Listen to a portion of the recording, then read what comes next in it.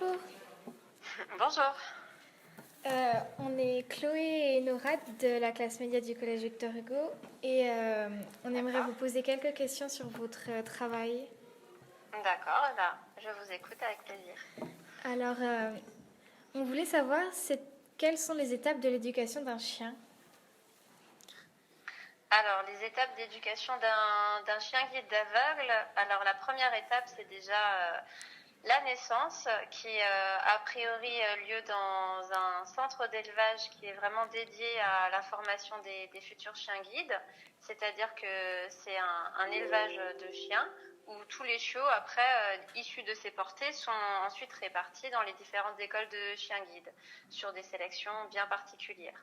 Et quand ces chiots ont 2 mois, les écoles de chiens guides de France vont aller chercher ces chiots pour les placer dans des familles d'accueil. Et les familles d'accueil, c'est des familles qui sont bénévoles et qui vont assurer une bonne éducation de base à ces chiens. Et quand ces chiens ont 1 an, eh ben, ils vont entrer en éducation chez un éducateur de chien guide d'aveugle dont le travail va être de former le chien pour savoir faire son futur métier de chien guide. D'accord. Alors, vous éduquez environ combien de chiens par an? Alors, dans notre école, à l'école des chiens guides de Cernay, on est entre 10 et 15 chiens guides qui vont être remis dans l'année. Et après, dans chaque école, c'est en fonction de l'équipe et des demandes qui vont être aussi posées à l'école. D'accord. Combien de demandes? Vous avez combien de demandes d'adoption? De demandes de futurs chiens guides, c'est ça? Oui.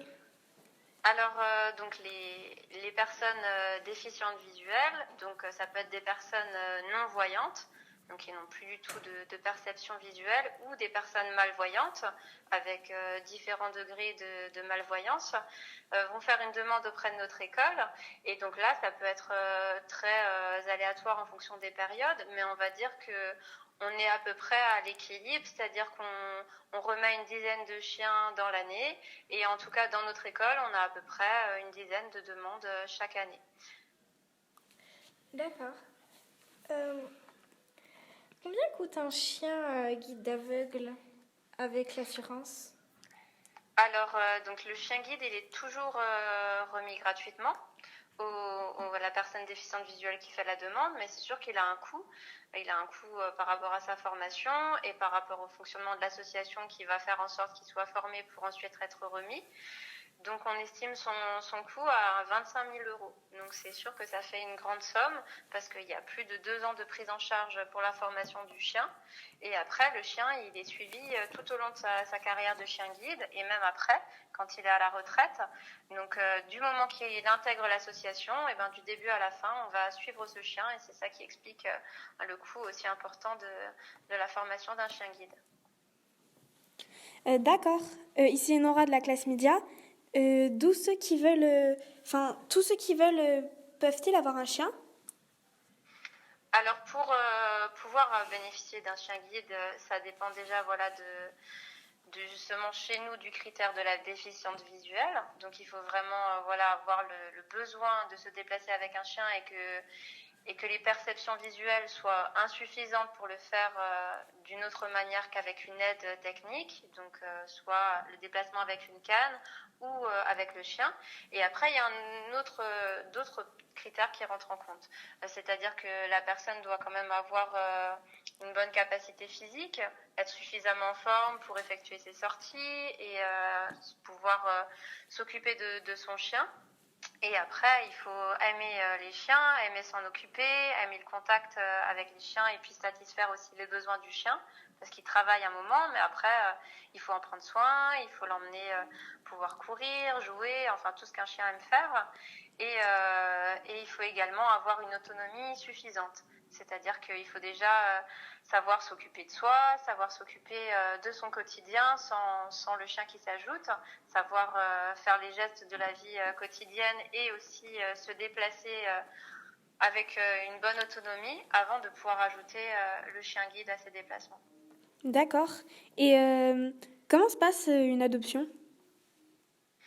Alors, quand on remet un chien, donc en fait, nous on parle de remise. Plutôt que d'adoption, on va dire qu'on va remettre un chien guide. Et donc la remise, il faut que donc, le chien ait passé ce qu'on appelle un certificat d'aptitude à guider. C'est comme un examen, comme pour des élèves, quand on va passer un bac, et ben en fait c'est un peu le bac du chien guide. Donc il y a une quarantaine d'items que le chien doit valider. Et quand le chien est prêt, et ben nous on connaît nos demandeurs et donc on va mettre en relation la personne avec l'éducateur d'un chien et on fait une prise de contact à domicile. On va mettre en place déjà, nous on va travailler les trajets de la personne quand c'est possible. Et après, l'étape de la remise, elle a lieu sur 15 jours.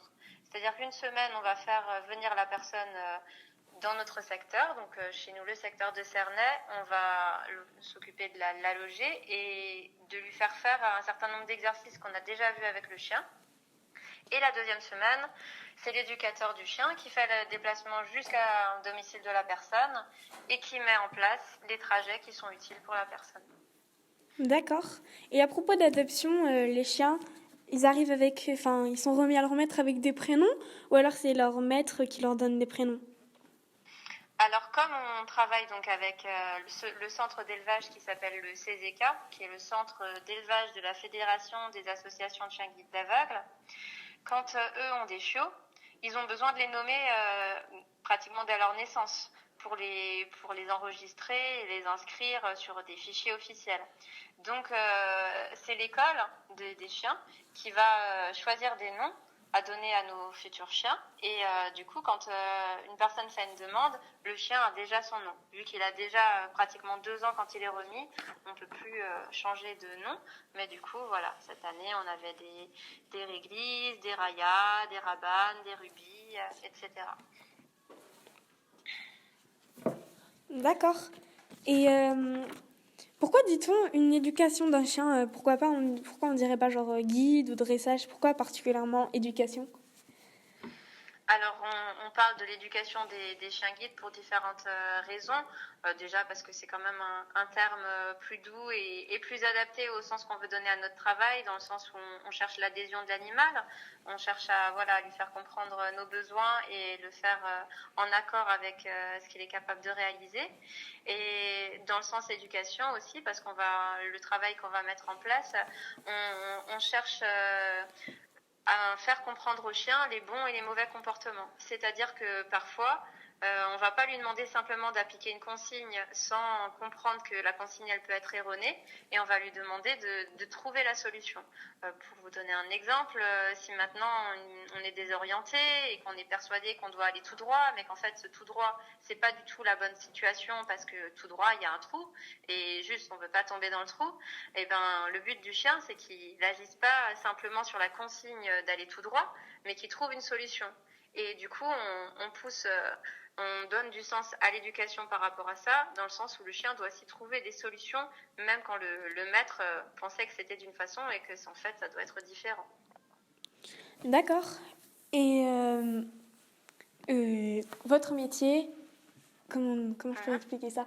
Vous travaillez avec des chiens, mais du coup, ça doit être dur de les voir partir avec leur maître ou... Oui, oui, c'est sûr que après c'est la même chose pour les familles d'accueil, qui donc sont des familles de bénévoles qui vont garder des chiots. Donc quand ils arrivent, c'est des toutes petites boules de poils très mignonnes et très attachantes.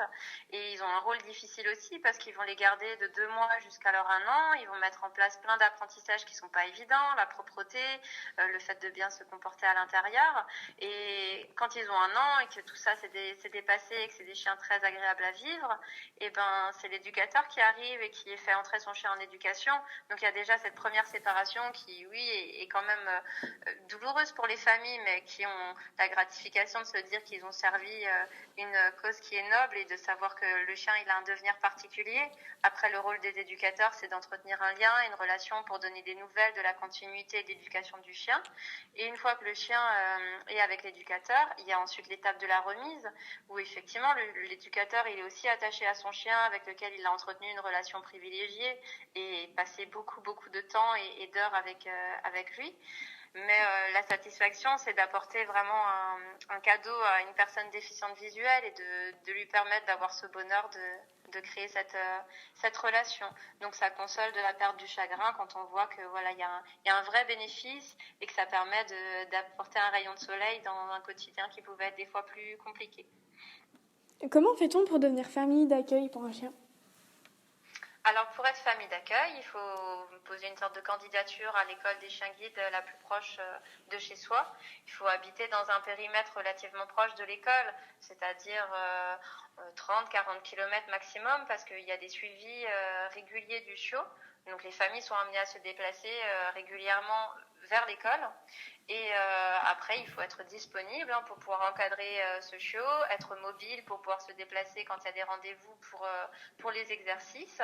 Et après, voilà, il faut comprendre le projet, les attentes de l'école pour en faire le meilleur chien déjà de compagnie possible et puis être prêt à s'en détacher le moment voulu. D'accord. Est-ce que le travail d'éduquer un chien pour qu'il aide les personnes aveugles dans leur quotidien, c'est assez facile ou c'est plutôt compliqué? C'est un peu comme pour les humains finalement. Il y a les bons élèves et les moins bons élèves. Il y en a qui sont très appliqués et qui comprennent vite ce qu'on attend d'eux. Et il y en a où il faut réfléchir différemment. Et puis après, nous, notre travail, c'est d'arriver à trouver la bonne pédagogie avec chaque chien en fonction de sa sensibilité et voilà, de ses points forts et de ses points faibles. D'arriver au même résultat avec tous, mais des fois d'une manière un peu différente. D'accord. Je crois que c'était toutes les questions qu'on avait à vous poser.